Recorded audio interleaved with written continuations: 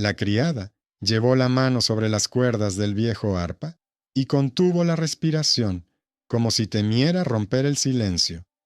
En la sala, al otro lado de la pared, se oía el ruido de copas y pasos, y en las galerías susurraban los capotes. Pasó la uña por la cuerda seca y oyó un sonido agudo y prolongado, que se extendía como un fino hilo entre la oscuridad y la vela. Se llamaba Ágata, y esa noche decidió salir de las sombras, aunque en ese castillo le habían enseñado a vivir de forma que no se la oyera ni se la viera.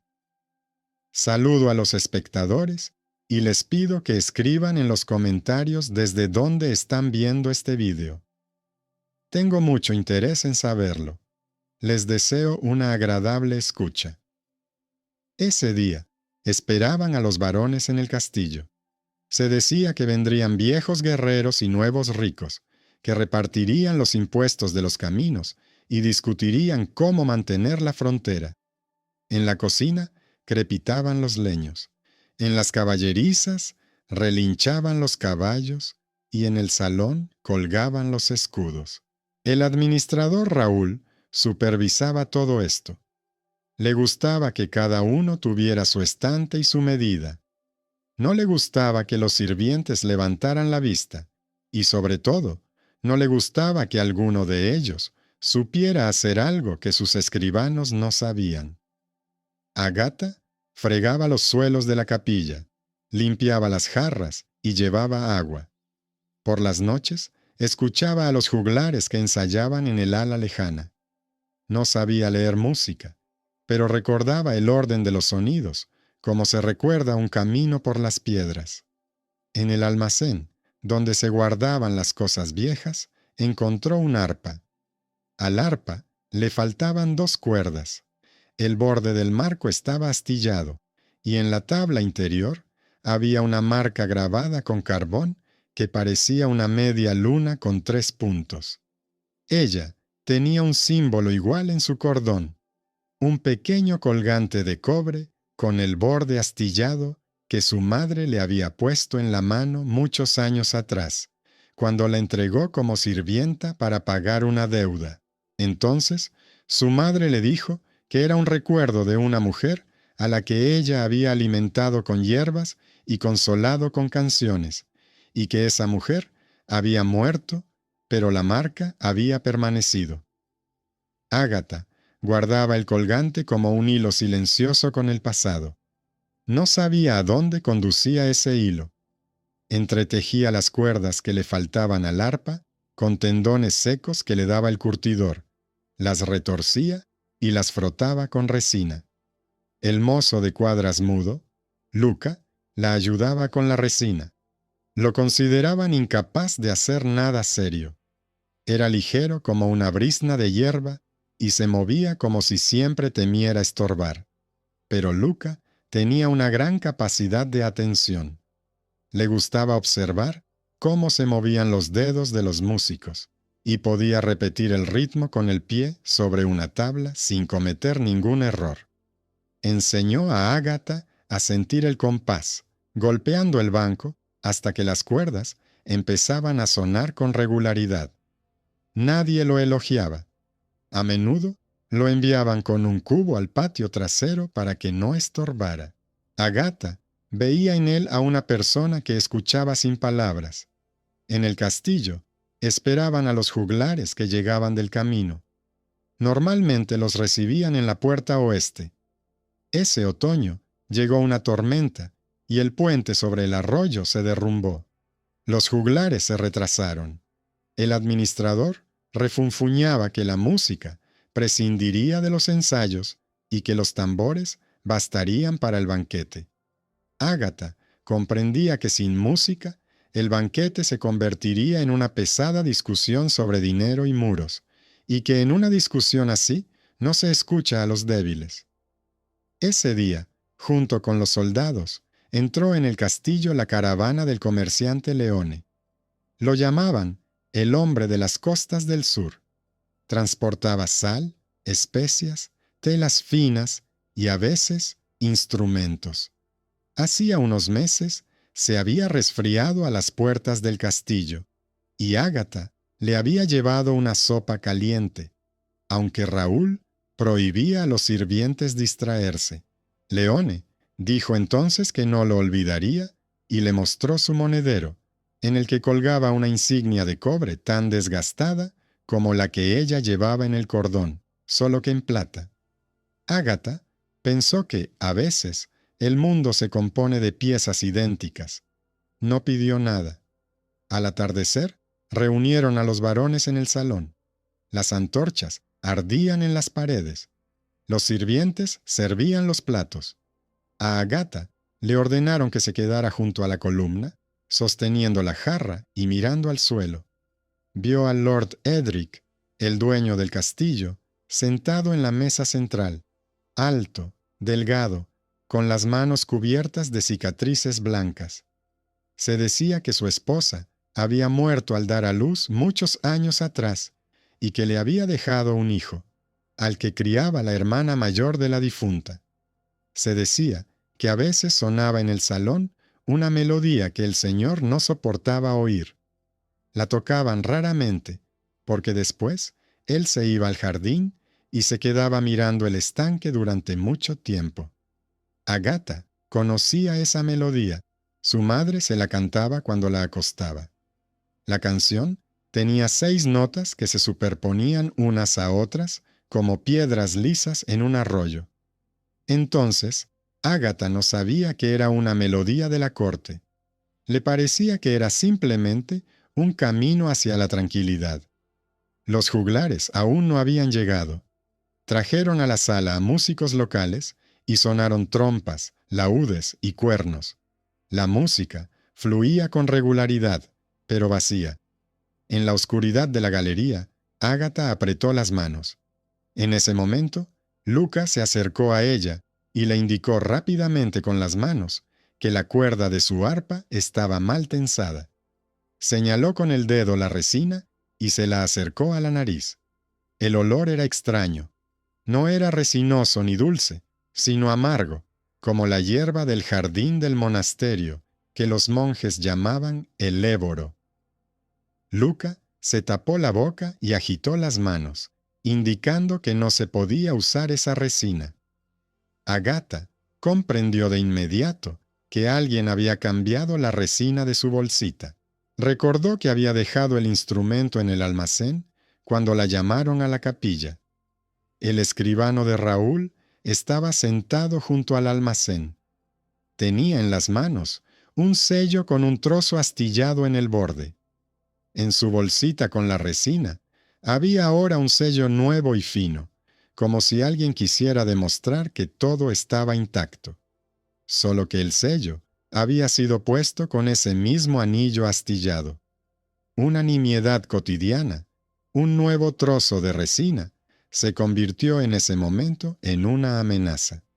Si hubiera salido al salón con esa resina, sus dedos se habrían quemado e inflamado, las cuerdas le habrían cortado la piel y la música se habría interrumpido. Luca llegó a tiempo. Trajo otro trozo de resina de la caballeriza. Ágata lo rozó con el dedo. Sintió el olor puro de la resina. Frotó las cuerdas y comprendió que podía tocar. Volvió a mirar la marca en la barra interior del arpa.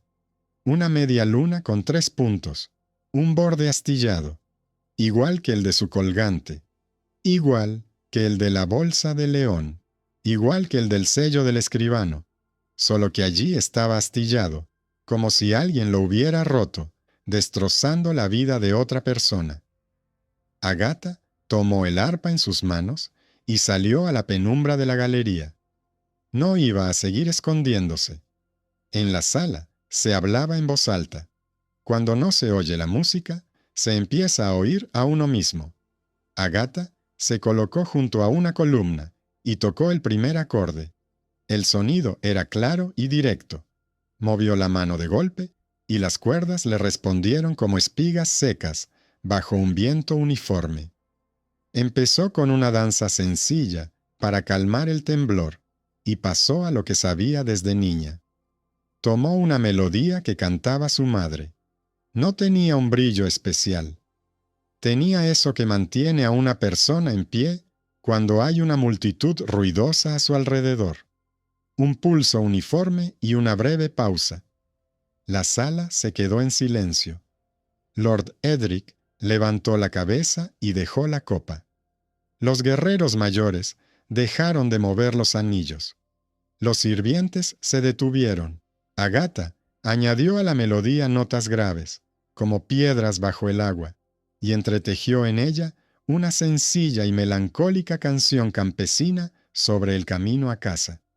La conocía de la plaza del mercado. Hacía tiempo que quería unirlas, pero no sabía si podía hacerlo. Ahora lo había hecho. Las voces de las melodías se superpusieron de tal manera que en la sala dejaron de oírse los susurros del dinero. Comenzaron a oírse los pasos de quienes caminan por el barro y la respiración de quienes no duermen por las noches. Cuando tocó la última nota, alguien al otro lado de la sala sollozó. El varón, cuyo rostro era como una losa de piedra, apoyó la mejilla en el puño. Lord Edric cerró los ojos y pasó la mano por la mesa, como si comprobara si la madera estaba en su sitio. Varios caballeros bajaron la cabeza. El sirviente que estaba junto a la puerta se limpió la nariz en silencio con la manga. En la galería, Luke permanecía inmóvil con los dedos en el borde de la columna, y luego apretó el puño, como alguien que ha encontrado la piedra correcta en la pared, y ahora esa pared no se derrumbará. El administrador Raúl intentaba sonreír y aplaudir, pero no lo conseguía. Veía cómo la atención se desviaba de sus mesas y listas hacia un hombre vestido con ropa sencilla. Consideraba que ese orden era peligroso. Desde niño, sabía que si un sirviente se hacía visible de repente, significaba que el poder se estaba escapando por las rendijas. Se fue a la habitación contigua y regresó con los escribanos. Uno de ellos señaló la puerta, donde estaban los contratos de alquiler y compra. Susurraban como personas que quieren recuperar el control. Leone estaba de pie junto a la pared, apoyado en un poste y mirando atentamente el arpa. Hacía mucho tiempo que no veía instrumentos de ese tipo. Sabía que el maestro que los fabricaba ponía su marca en la barra interior, una media luna y 3 puntos. Leone había visto esa marca en el puerto de una ciudad del sur, donde una vez había entrado en una tienda de luthiers. Allí, un anciano le contó que, muchos años atrás, una mujer rica le había encargado un arpa con un acabado especial y marcas, y que esa mujer había dado a luz a un niño, pero había fallecido. El anciano mencionó que su hermana había desaparecido con el bebé y que, años más tarde, la gente decía que el niño había sido entregado a una casa de pobres y olvidado. León se encogió de hombros. Ahora miraba el símbolo del arpa y el colgante del cordón de ágata. Comprendía que el símbolo no se repetía por casualidad. La música terminó. Los sirvientes aún no habían traído los nuevos platos, pero la gente ya estaba de pie, como después de un largo viaje, cuando no quieren sentarse para no perder la sensación de movimiento. El Lord se levantó, dijo que había oído esa melodía hacía muchos años en una habitación que olía a leche y hierbas, y que entonces había prometido que no permitiría que nadie la tocara en el salón mientras su corazón siguiera doliendo. Confesó que había roto su regla ahora, no porque se hubiera vuelto más fuerte, sino porque había algo nuevo en esa melodía, una simple canción de la corte baja que hacía que el dolor no fuera vacío, sino comprensible. Dijo que quería saber quién había enseñado a esa sirvienta a mantener la nota de tal manera que toda la sala se quedara en silencio. Agatha no respondió. No tenía derecho a hablar en la mesa. Respondió por ella la niñera mayor, que llevaba muchos años viviendo en la cocina. Dijo que la niña había aprendido sola, escuchando a los juglares. Añadió que en otro tiempo la madre de Ágata había trabajado para la señora y que era tranquila y sabía calmar a los niños con esa misma canción. La niñera susurró luego que en su baúl había un pañuelo de la señora con una media luna bordada y 3 puntos, y que había pensado enterrarlo, pero que ahora, tal vez, no fuera necesario. Raúl se levantó y recordó las reglas. La sirvienta pertenece a la casa, y la casa decide su destino. Dijo que sabía apreciar la buena música y añadió que era mejor que ella volviera a sus quehaceres. Ágata sintió que el ruido volvía a la sala. Luca captaba con los labios las palabras ajenas y comprendía que ahora no tenía derecho a gritar. Dio un paso atrás en silencio. Sus pies siempre sentían dónde se doblaba la tabla. Sabía que ahora no se doblaba la tabla, sino la regla. En ese momento, Leone salió de las sombras. Dijo que había venido como comerciante, pero que se iría como un hombre que paga una deuda. Recordó que una vez esa casa lo había calentado cuando tenía frío. Sacó una bolsa de su monedero y vació la plata. Dijo que quería comprar a Ágata del servicio del administrador para darle la libertad. No la pidió para él. Propuso redactar un contrato por el que ella se convertiría en una mujer libre bajo la protección del Señor. Dijo que estaba dispuesto a pagar ahora y que nadie iba a recibir la mercancía, porque una persona no es una mercancía. En la sala se oyó un murmullo. Rara vez se veía un giro así. Raúl intentó oponerse, señalando las reglas. León le recordó que en la ciudad existía el derecho de rescate, si el señor no se oponía. Todas las miradas se volvieron hacia Edric. El señor dijo que estaba dispuesto a aceptar el rescate, pero que quería añadir su propia condición. No solo la rescataría del servicio, sino también del silencio. La nombraría música de la corte y le daría derecho a enseñar a los niños del castillo y de la ciudad. No lo hizo por emoción, sino por cálculo. Había visto cómo una sola melodía unía a los altos y bajos, cómo la sala dejaba de discutir y empezaba a escuchar. Comprendía que no se trataba de un truco puntual, sino de maestría, y esa maestría había surgido donde nadie la esperaba. El talento oculto se había rebelado contra el estatus y no se había quebrado. Raúl se mordió el labio. No estaba acostumbrado a perder. Sacó un pergamino y llamó al escribano.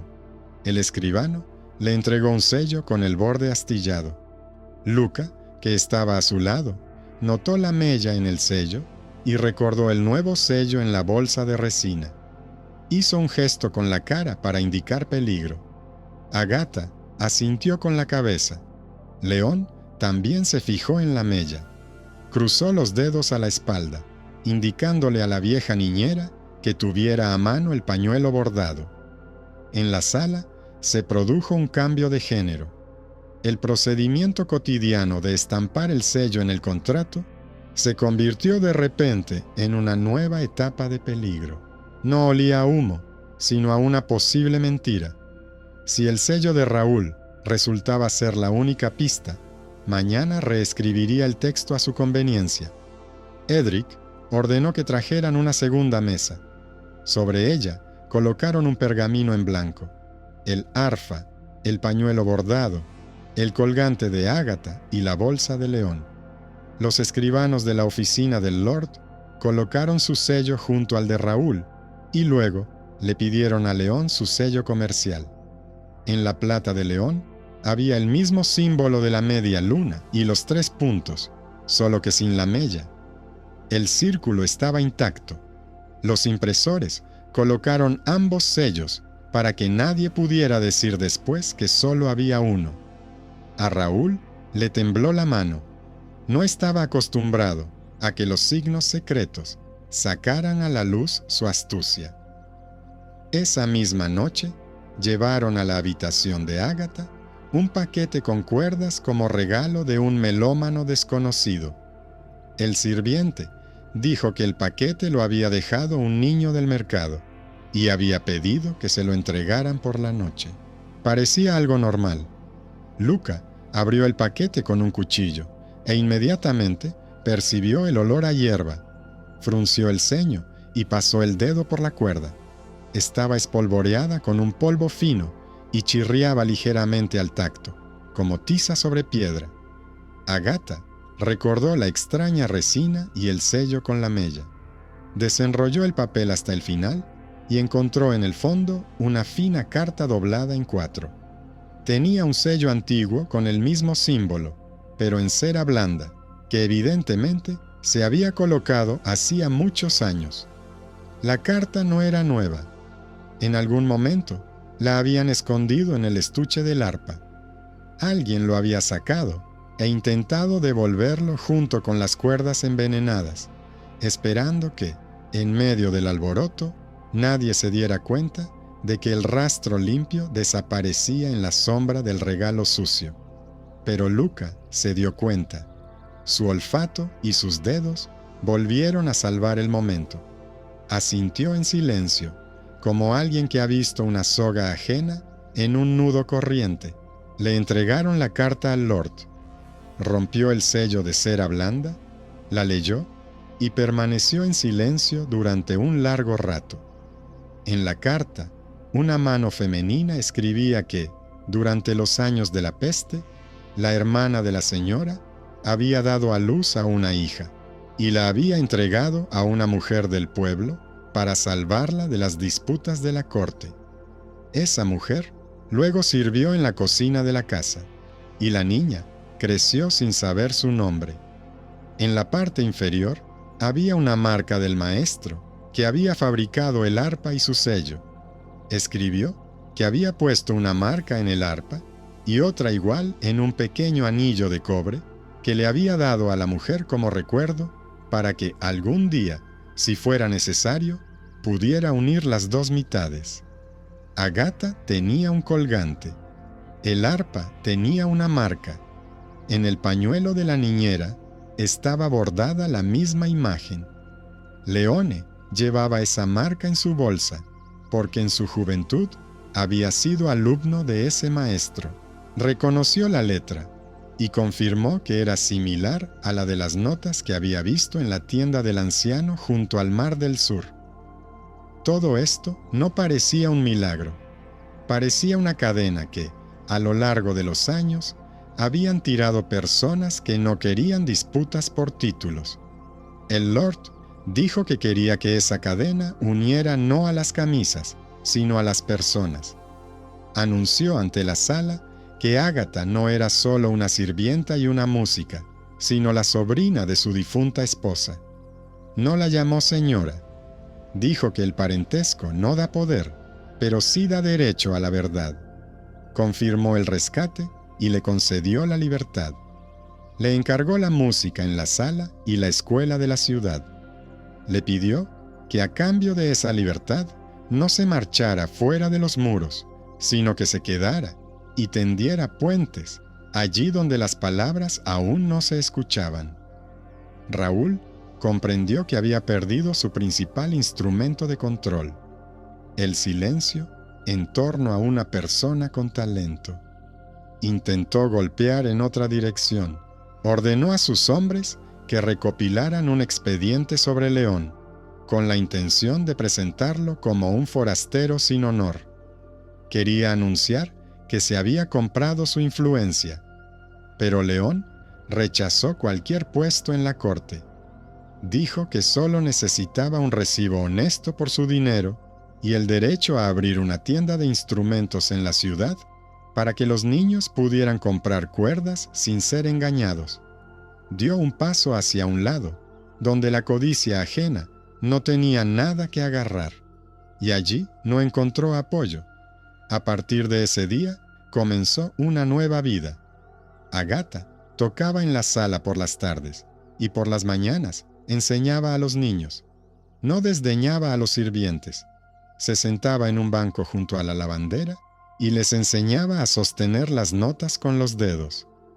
Colocaba en fila vasos de barro y les explicaba que la música no cae del cielo, sino que se compone como una fila de vasos, cuando cada uno está en su sitio.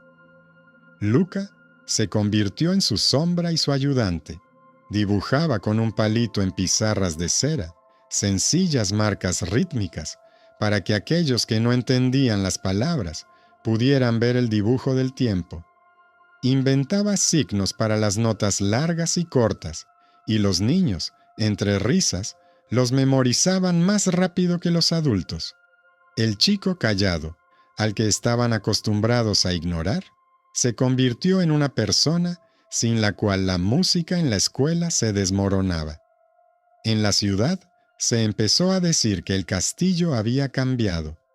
No se cancelaron los impuestos, ni desaparecieron las lanzas, pero en la sala había menos palabras vacías y más acción. Ágata, cada vez antes de tocar para los varones, daba una vuelta por el patio. Escuchaba el mercado, las caballerizas, la capilla, la cocina. Escuchaba cómo sonaba el día y lo trasladaba al salón. Los varones comenzaron a reconocer en su música sus propios caminos y sus propias paredes. Comenzaron a suavizar la disputa sobre la recaudación y a interrogar con más dureza a quienes robaban pequeñas cosas en las sombras. Raúl no se rendía. Ideó una nueva forma de socavar la confianza. Un día, trajeron a la escuela un regalo de un lejano mecenas. Una arpa nueva, pesada, con el borde tallado.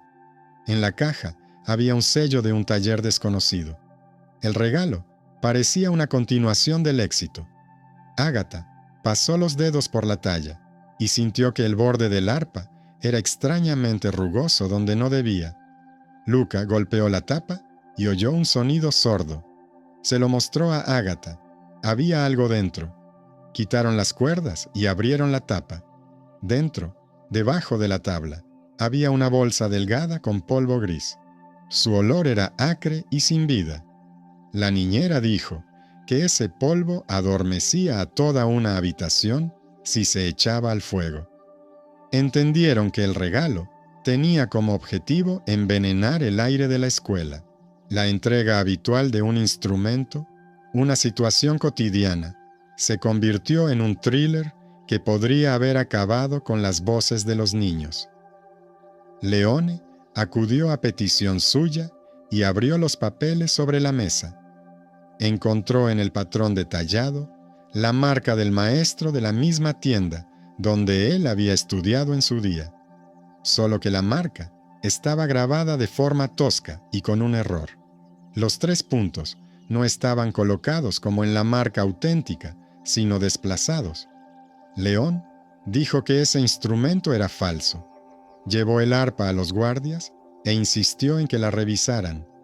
Encontraron una segunda marca igual en el almacén del escribano Raúl. Esto fue suficiente para privar a Raúl del poder sobre las tiendas y los almacenes. No fue a la cárcel, pero perdió su puesto. Le dieron a elegir: ir a un monasterio, donde necesitaban manos para el inventario, o quedarse en la ciudad y trabajar en la escuela, en el almacén, bajo la supervisión de aquellos a quienes antes despreciaba. Eligió la escuela. Allí le obligaban a contar las cuerdas todos los días y a entregarlas según las órdenes de entrega a los niños a los que ayer mismo no les habría dado ni agua. Con el tiempo, se abrió otro hilo del pasado. Llegó a la ciudad un luthier del Puerto Sur, un anciano que había enseñado el oficio a León. Trajo una caja con notas y un trozo de un viejo marco que había hecho en su día para la señora del castillo. En el marco estaba grabado el mismo símbolo. El anciano dijo que entonces le había dado el cordón con el colgante de cobre a la mujer de la cocina y le había pedido que no lo perdiera. Dijo que la señora alimentaba al niño que tenía los ojos grandes y le cantaba esa misma melodía. Cuando la señora murió, le mintió a Raúl, diciéndole que el símbolo no significaba nada, porque vio la codicia en sus ojos.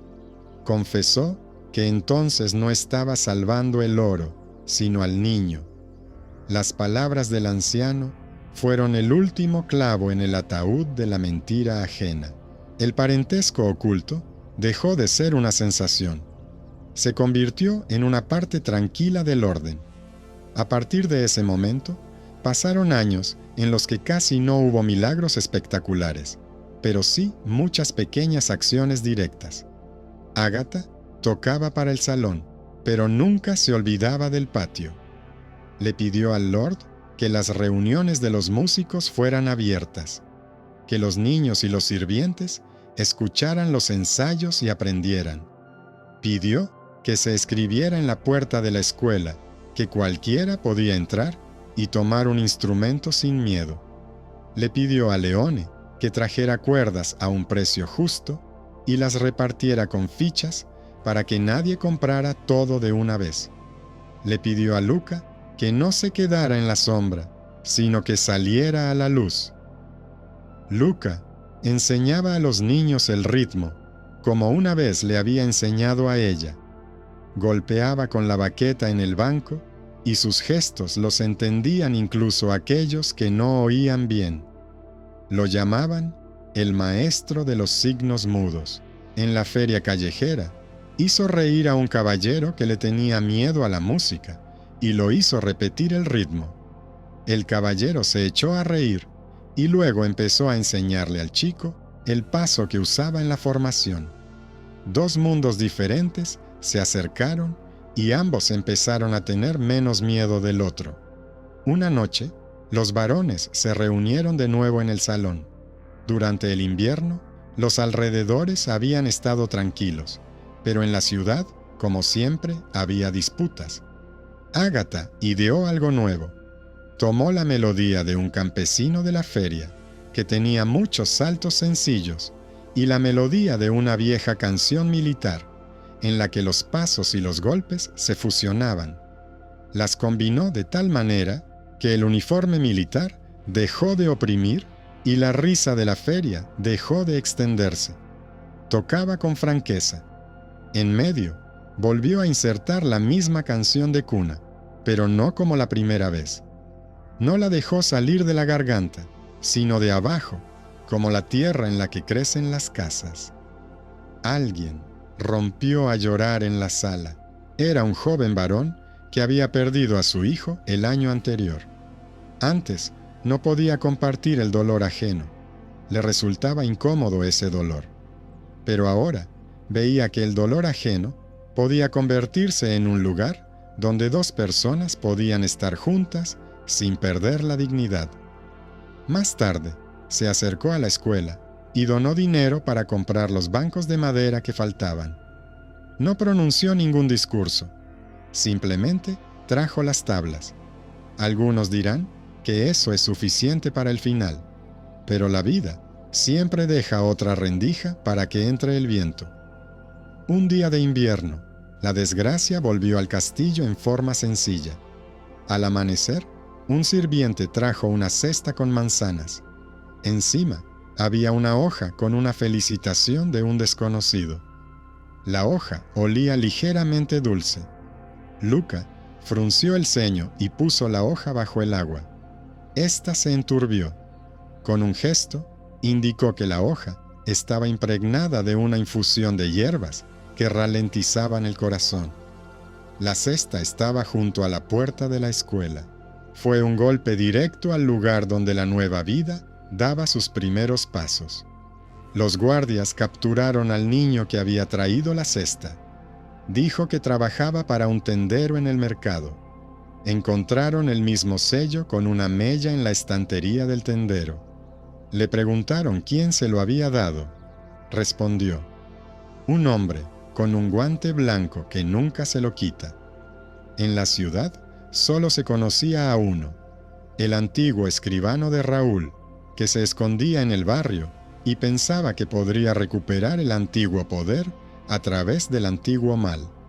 Lo detuvieron. El tribunal tomó una decisión. No sería decapitado, sino que trabajaría en el molino junto al río, bajo la supervisión de quienes no lo habían visto antes. Tenía que levantar sacos todos los días y asegurarse de que el agua fluyera correctamente. Se decía que los primeros meses permaneció en silencio, pero luego comenzó a aprender a escuchar el ruido del agua. En algún momento, reconoció que la música en la sala y el ruido de la rueda eran similares, ya que ambos necesitaban ritmo y un conteo honesto. Lord Edric envejeció. Su hijo creció. Agatha llevó una vez al joven a la escuela y le pidió a Luca que le enseñara el ritmo que marca el paso. El hijo del Lord no se avergonzó de aprender de un sirviente mudo. Repitió los golpes hasta que captó el patrón.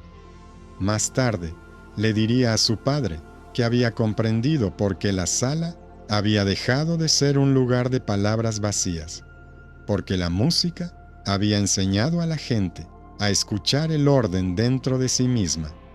Al final del verano, Leone abrió una tienda de instrumentos en la puerta norte.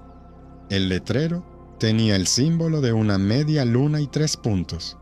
Vendía cuerdas, resina, arcos baratos y daba crédito a quienes venían con la ficha de la escuela. No se hizo rico, pero su tienda se convirtió en un lugar donde la gente dejó de temer la palabra acuerdo. Allí no los engañaban con sellos falsificados. Allí los niños comprendían por primera vez que el papel no siempre golpea al débil. Cuando, años más tarde, Leone regresó al sur, dejó la tienda a un alumno de la ciudad y un baúl con recibos cuidadosamente doblados. Dijo que quería que la escuela siempre tuviera cuerdas de repuesto. Por la noche, cuando la sala estaba en silencio, Agatha subió a la galería y tocó por última vez en ese año la melodía con la que todo había comenzado. Pero ahora la tocaba de otra manera. En ella no solo estaba su infancia, sino también las decisiones ajenas.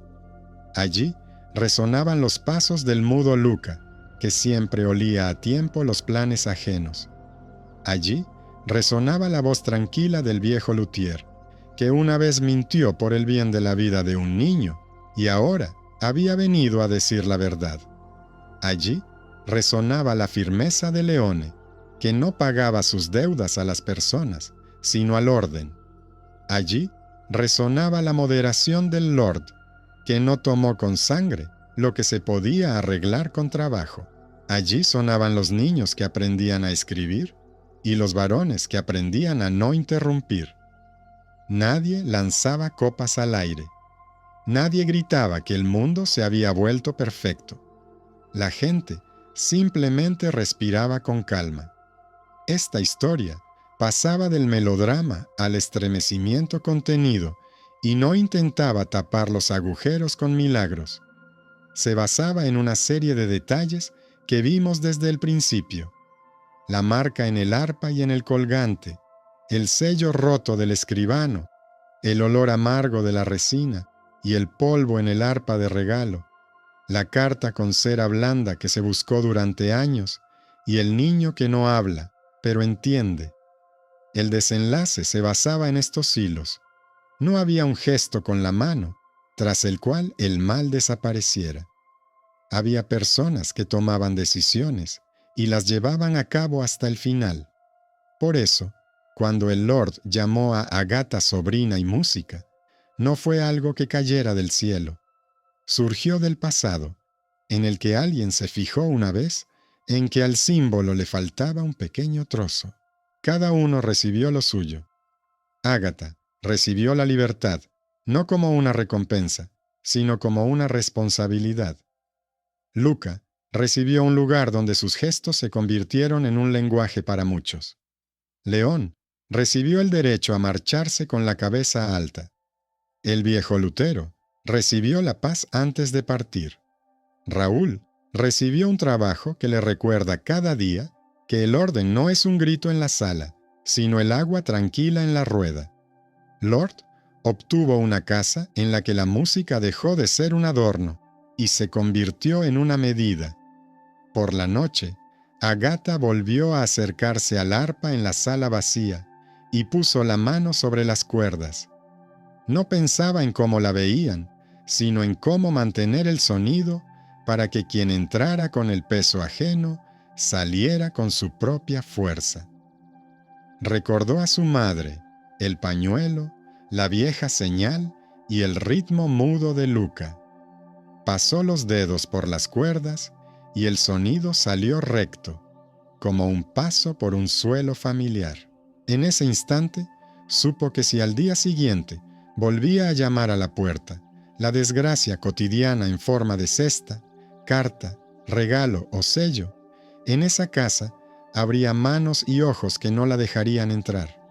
La primavera trajo barro a las carreteras y multitudes a las puertas. La ciudad se preparaba para la fiesta religiosa y para reunir al ejército para las maniobras.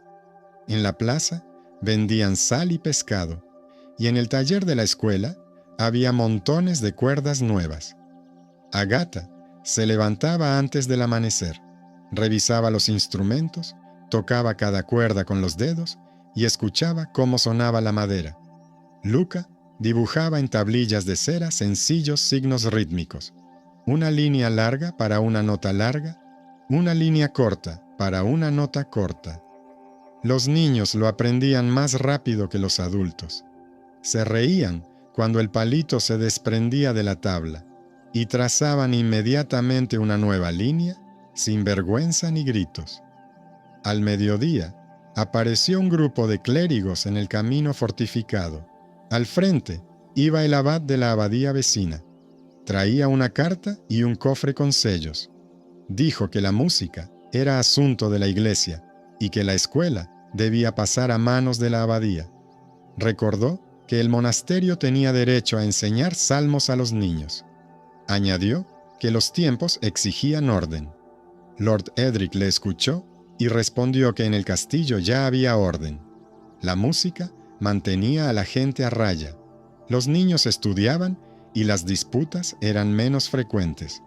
Pidió al abad que le mostrara las cartas y los sellos. El abad puso 3 pergaminos sobre la mesa. 2 llevaban el sello de la Cancillería Real y el tercero, un círculo con una media luna y 3 puntos, solo que los puntos estaban desplazados, como en una arpa falsa que habían desmontado recientemente. Leone frunció el ceño y dijo que había visto ese símbolo en falsificaciones baratas que se vendían en el puerto. Luca pasó la uña por la cera y ésta se desmenuzó como queso viejo. El escribano del señor dijo que ese tipo de migas no se producen en un sello nuevo, sino en uno que se ha fundido a fuego demasiado lento. En la sala se hizo el silencio y se respiraba con calma. El abad se ofendió y dijo que lo estaban insultando. Ordenó al novicio que trajera el cofre. El cofre era pesado, con esquinas de latón. Lo colocaron junto a la puerta de la escuela, como un regalo. Luca tocó el asa y notó que el metal estaba más caliente en un punto. Se inclinó, metió el dedo en la rendija y sacó un fino tubo de cobre. Asintió a Agatha. Ella llamó al maestro Miqueas. Miqueas miró los remaches y dijo que eran recientes, pero que la piel de las esquinas era vieja y que no se trataba de un regalo, sino de una trampa. En una esquina había escondida una ampolla con una infusión que se rompía con un golpe y hacía que el aire se volviera pesado. Pidió a todos que salieran. Sacó el baúl al patio y lo abrió con una llave falsa. En el fondo había una bolsita con polvo gris y un trozo de pluma de pájaro. Dijo que si se golpeaba el baúl, el polvo se levantaría y se posaría sobre todo. La entrega de un regalo casi se convierte en una desgracia para la escuela. Pero esta vez no fue un grito lo que los salvó, sino la costumbre de fijarse en los detalles: un remache caliente, una migaja de cera, puntos desplazados. El abad comenzó a justificarse. Dijo que no sabía lo que había en el baúl, que el regalo había pasado por manos ajenas. Exigió que se revisaran inmediatamente sus cartas en la capital. Lord Edric respondió a través de un heraldo que se revisarían las cartas, se guardaría el baúl como prueba y la escuela continuaría funcionando. Añadió que estaba dispuesto a hablar de salmos y lecciones, pero que no estaba dispuesto a entregar la escuela a personas que no sabían distinguir la cera vieja de la nueva. El abad se marchó haciendo crujir su capa. La gente en la plaza susurraba que los signos habituales ya no daban miedo si había un lugar en la ciudad donde se leían. Al día siguiente, llegó al castillo un grupo de canteros. Los habían enviado para reparar la vieja muralla en la esquina norte. El jefe del equipo, llamado Hartwig, era bajito, callado, y sostenía el martillo como si fuera parte de su mano. Pidió un lugar para las herramientas y agua para la cal. Cuando pasó junto al arpa, se detuvo y dijo que había visto una señal similar en una piedra en el puerto del Mar del Sur. Leone levantó la cabeza. Se reconocieron. Muchos años atrás, Hartwig había reparado el zócalo del Banco de la Lira, donde Leone era aprendiz. Recordaron al viejo maestro, al que le gustaba poner su marca no solo en la madera, sino también en las piedras del taller. Hartwig dijo que aún conservaba un trozo de piedra con la misma marca y que podía traerlo si era necesario. Era un detalle sin importancia, pero añadía otro hecho concreto a la carta del anciano y al pañuelo de la niñera. Los hilos del pasado se entrelazaban en un solo nudo. Al atardecer, alguien intentó estropearlo todo. En la puerta de la escuela aparecieron 2 monitores con un carro sucio en el que había sacos con ropa. Le dijeron al guardia que habían traído la colada para la lavandera del castillo. Luca estaba de pie a la sombra y escuchaba las ruedas. Notó que una de ellas chirriaba cada 3 vueltas, como un gran tambor en una canción lenta. Sabía que las lavanderas transportaban barriles ligeros y que el carro debía sonar más ligero. Golpeó el costado y oyó un eco sordo. Corrió hacia Yakov, que ahora estaba sentado junto a la escuela y vigilaba la puerta. Yakov era viejo y lento, pero tenía buen olfato para los forasteros. Detuvo el carro y pidió que quitaran la tela superior. Debajo de la ropa había una caja atada con una cuerda nueva con un gran nudo. El nudo estaba atado de forma diferente, no como lo ataban las lavanderas locales. En la caja encontraron 2 máscaras, capas y cuerdas. Era un intento de llevarse a Ágata por la noche a través del patio, escondiéndola bajo la ropa. Luca se dio cuenta por el sonido de la rueda. El niño subestimado volvió a ser quien descubrió a tiempo el plan de otros. La gente ya no se reía de sus gestos. Empezaron a mirarlo como a los ojos de la escuela. 3 días después, el viejo lutador regresó al castillo desde el sur. Trajo un paquete con trapos, notas de papel y una vieja caja de madera. En la caja había pequeños símbolos de diferentes materiales: cobre, madera, hueso. Cada símbolo era una media luna con 3 puntos. El anciano dijo que había inventado ese símbolo para una mujer a la que le gustaban los dibujos sencillos. Contó que esa mujer tenía una hermana que solía llevar un símbolo así alrededor del cuello y que esa hermana había dado a luz a una niña con una mirada intensa. Confesó que le había dado el símbolo de cobre y le había pedido que lo guardara cuando empezaron las peleas en la casa. Dijo que no sabía quién era pariente de quién, pero que el símbolo unía a las personas mejor que el papel, si esas personas no querían mentir. Sus palabras no eran bonitas, eran sinceras. Eso bastaba. Leone confesó entonces que en su juventud no solo había sido discípulo del maestro, sino también su hijo adoptivo. Lo encontraron en el muelle, en una cesta de verduras, y también tenía una marca como esa en el cuello. Nunca supo con certeza de dónde venía. Dijo que la madre del maestro contaba que 2 mujeres que iban de la mano, como hermanas, habían traído al niño. El viejo lutador miró el colgante de ágata, el sello de plata de León y la barra de piedra de Hardwigg. Dijo que esa familia era, al parecer, más grande que una sola casa. León comprendió entonces que no era solo un benefactor casual, sino una persona que tenía un vínculo con Ágata a través del pasado. No cambió su actitud hacia él. Dijo que el deber no era sangre, sino el hábito de no apartarse de la honestidad. Pero esta verdad quedó silenciosamente en un estante junto a otras cosas claras. En la ciudad se dieron cuenta de que los nudos complicados se deshacían no con gritos, sino con trabajo. La escuela no solo enseñaba a los niños del castillo, sino también a los que venían de los barrios. Para ellos, Ágata ideó un nuevo orden de clases. Por la mañana, ritmo en los bancos. Por la tarde, cuerdas.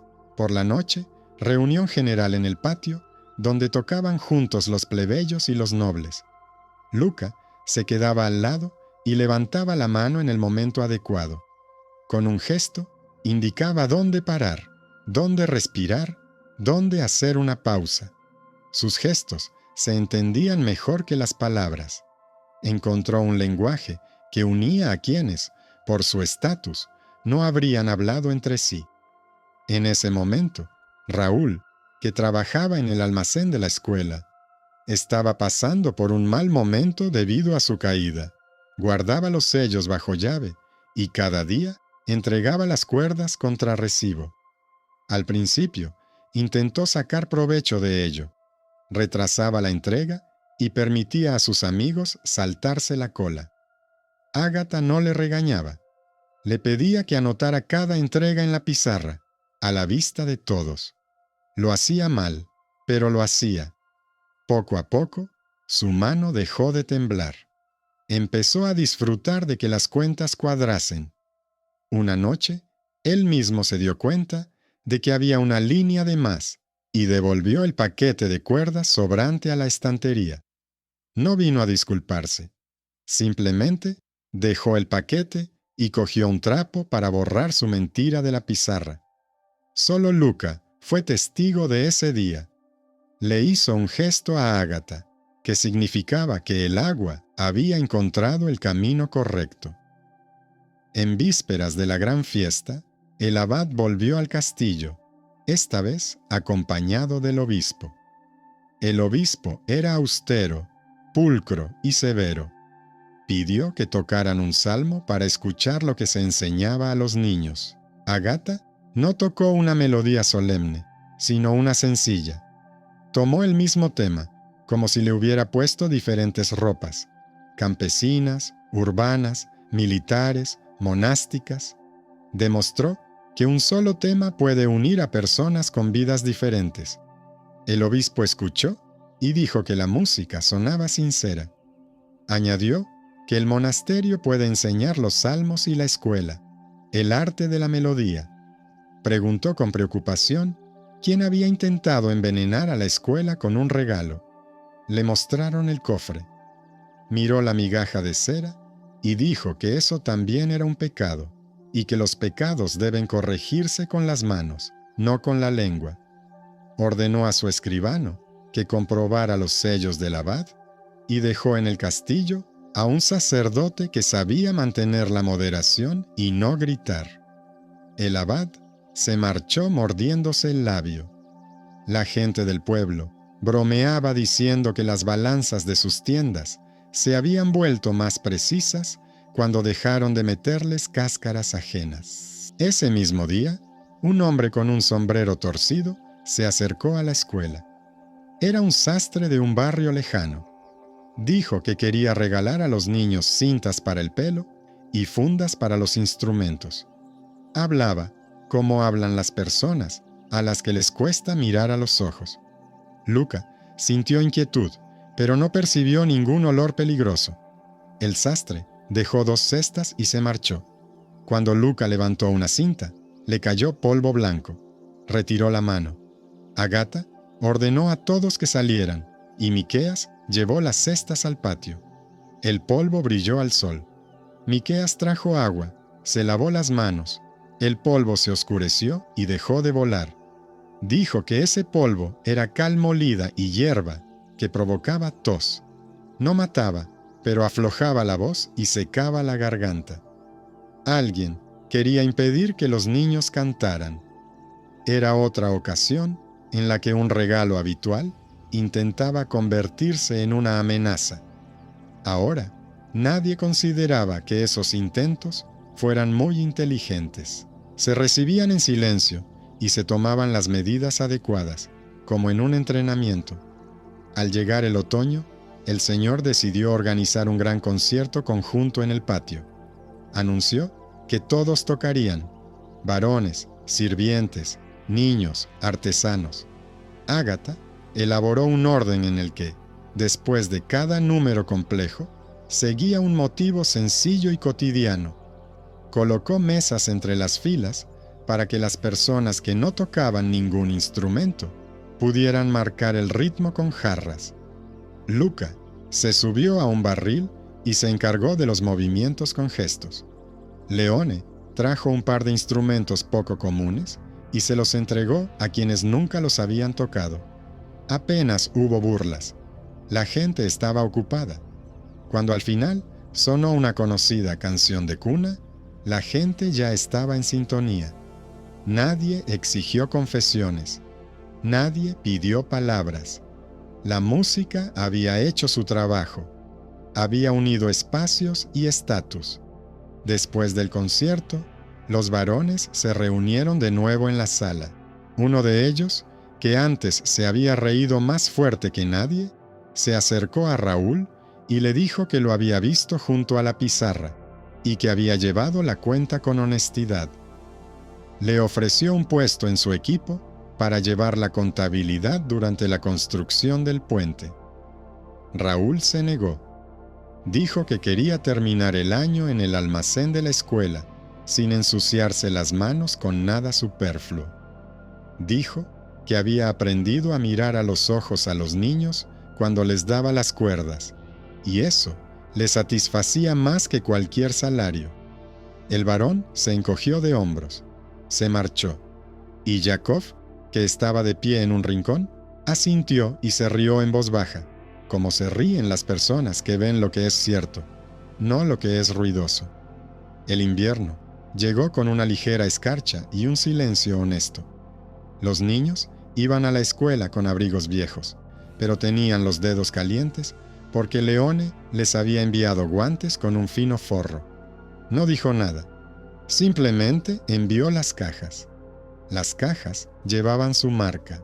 Luca se llevó los guantes a la nariz y sonrió. Olían a lana limpia. Esa misma noche, Luca se acercó a la ventana y llamó 3 veces. Era una señal de que tenía una idea. Le enseñó a Ágata un nuevo gesto para una pausa larga, similar a una palma cubriendo una vela, y una nueva señal para una nota suave. Los niños lo aceptaron rápidamente.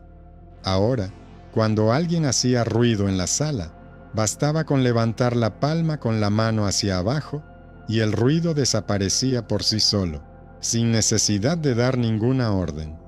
Era un pequeño pero importante orden. En primavera, volvieron los mensajeros del Paso Norte. Pedían gente para reforzar el camino. El señor envió allí a Lutgard con un equipo de trabajadores. Este trabajaba como de costumbre, sin hablar, con una pesada pértiga y una clara comprensión de dónde colocar las estacas y dónde cavar la zanja. Escribió una breve carta a Agata diciendo que el agua obedece a quienes comprenden sus movimientos, y que la música en la ciudad hace lo mismo con las personas.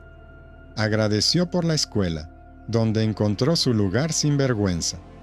La carta estaba sucia de arcilla, pero era clara. Era la carta de un hombre, cuyas manos limpian piedras y cuyos pensamientos se ordenan sin palabras innecesarias. Pasó un poco más de tiempo y la gente empezó a olvidar aquellos días en los que cada cesta podía matar y cada sello ocultaba una soga. No se volvieron ingenuos. Simplemente dejaron de permitir que el miedo los dominara. Aprendieron a escuchar el olor, el sonido y la vista. Se acostumbraron a ver el sello no como un signo de poder, sino como un objeto de verificación. Aprendieron a confiar en aquellos que callaban y actuaban. Los subestimados dejaron de ser invisibles. Sus gestos se convirtieron en palabras. Sus manos se convirtieron en plumas y su ritmo en ley. Y sin embargo, la vida no se cansa de poner a prueba la fortaleza de las personas. En verano, un nuevo varón procedente de tierras lejanas llegó a la ciudad. Dijo que sus abuelos tenían derecho a esa escuela porque su tía cantaba en esa sala. Mostró un viejo pergamino. Tenía un sello intacto, pero le faltaba la firma del escribano en la parte inferior. Leone dijo que había visto documentos así en el puerto. Se los venden a quienes les gusta olvidar los detalles. Agatha no se opuso con rudeza. Le pidió al varón que se sentara en la escuela y viera cómo funcionaba. Él se sentó. Vio a Luca, que con gestos controlaba a un centenar de niños. Vio a Miqueas, que arreglaba un nudo en una cuerda. Vio a Raúl, que hacía marcas en la pizarra, y a Jacobo, que apartaba un banco para que nadie tropezara. El varón se quedó sentado una hora y se marchó sin decir nada.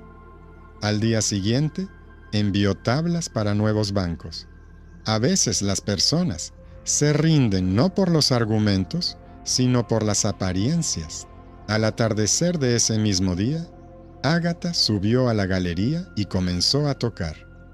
No eligió la misma melodía, sino una nueva.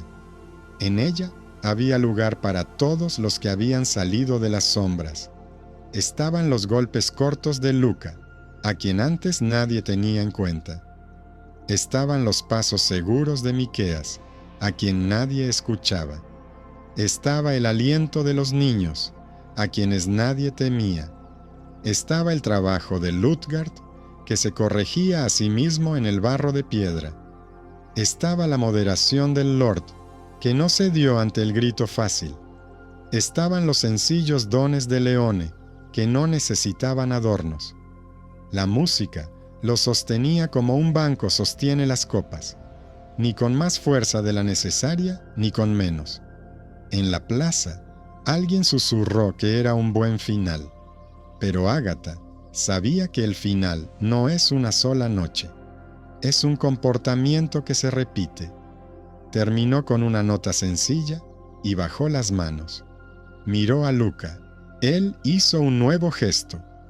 La palma hacia adelante, los dedos rectos, como una puerta que permanece abierta. Era una señal de que mañana todo volvería a empezar. Y era la señal correcta.